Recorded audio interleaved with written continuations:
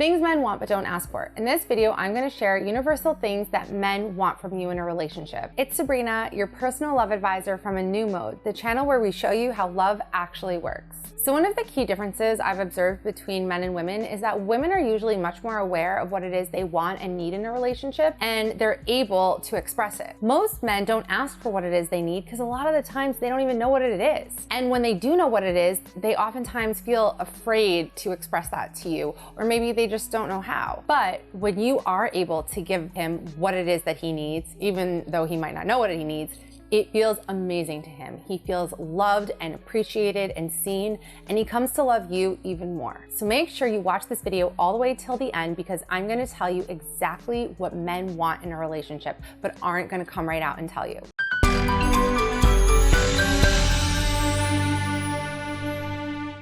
Before we begin, I have a small favor to ask. If you like this topic, if you like my channel, if you like this video, please give me a like, please subscribe to the channel, ring the bell to turn on notifications, and leave me a comment with your questions and your feedback and anything you want to say. The floor is yours. Okay, let's get into it. Number one, appreciation. Men are starved for appreciation. Without appreciation, a man, it's like he's like a plant without water. He's just gonna wither away and die. Not literally, figuratively. But he just will not want to be in that relationship. So it is so important to appreciate who he is and what he does. Put on those appreciation goggles and try to see the good. I'm sure you can come up with plenty of bad, but the best way to get more good out of him is to appreciate the good that he's already doing. So focus on that. Number two, pursue your passion. There is nothing sexier than a passionate person. People who have a passion and are pursuing that feel alive. And because they feel alive and so connected to their essence, they're just nicer people. They're more confident, they're happier, they're more generous, they're more empathetic. Those are the people who are their best selves. It is so important for you to have passions and to keep pursuing them. When I say passion, what that means to me is that thing that makes you feel alive, that thing that makes you feel connected to your essence. It's that thing that gives you that feeling of, okay, this is what I was put on this earth to do.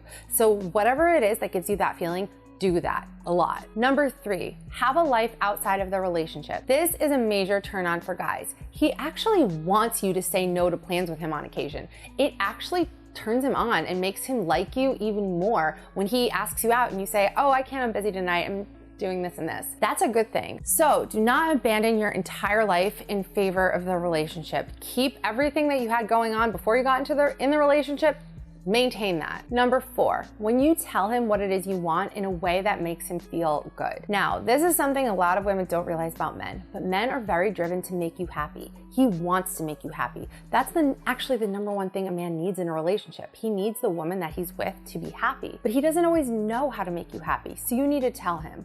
But the key is you can't tell him in a mean, angry, accusatory way that's gonna make him feel like a loser. You have to tell him in a way that makes him feel good.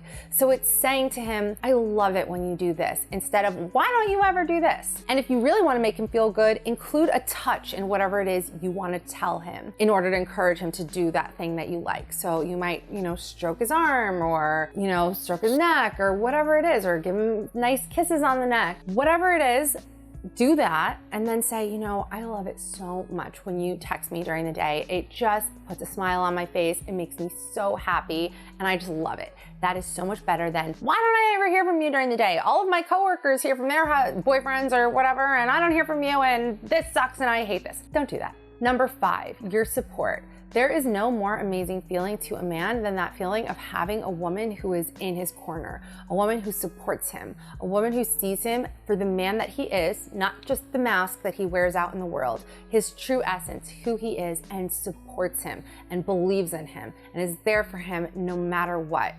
I don't think women realize how much power they have in a relationship, because your support and you feeling proud of your man is everything to him, and you hold all that power. You're the one who can dish that out, and that is just the most amazing feeling to a man. And again, it's not something he's gonna come right out and ask for. Number six, respect. This does not mean that you cater to his every whim and bow down to him. It means that you respect his opinions, you respect the way he conducts himself, you respect him as a person, you respect his wants and his needs. A way to show respect is also to ask him for his opinions, ask him for his advice, and also trust him in the things that he decides. Don't poke holes in his decisions. Don't second guess him.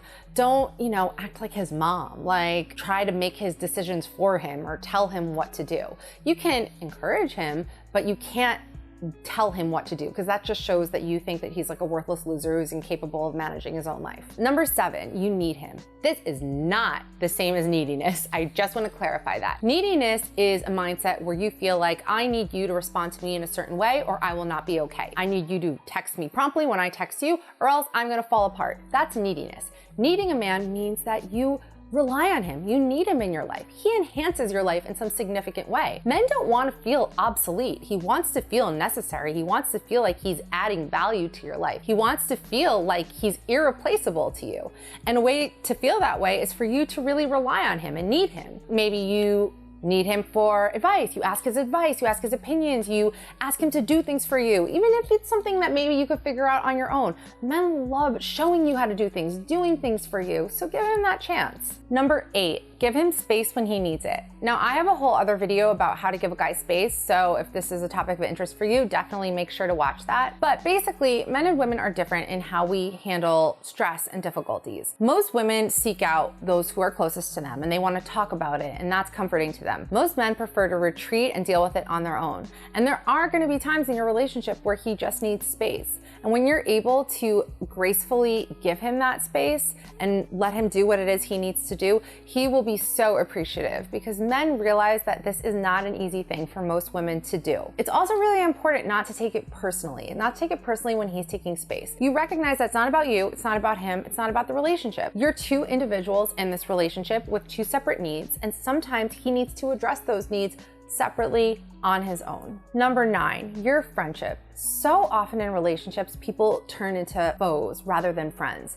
And the best relationships are ones that are built on a solid foundation of friendship. Don't look at him as your enemy, even though sometimes it can feel that way. Sometimes it can feel like, you never do this for me, and my needs aren't being met, and you do this, and you do this. And he counters with, well, you do that, and you do that. And it's just constant, like, battling each other. If you guys do have issues in your relationship, it should be both of you against the issue, not both of you against each other. It's also really important to have fun together, enjoy each other, just be buddies. Number 10, love him in the way he wants to be loved. Again, he might not always know what this is. A great book about this topic is The 5 Languages of Love by Gary Chapman. I'm sure you've heard of it. Essentially, what it's about is that each person has a love language, and it's acts of service, gift giving, quality time, words of affirmation, or physical touch. And pretty much like we all have one love language, we may have a secondary love language. So let's say his love language is acts of service. It makes him feel loved when you like do things for him or cook dinner for him, whatever it is. But your love language is words of affirmation. So you might,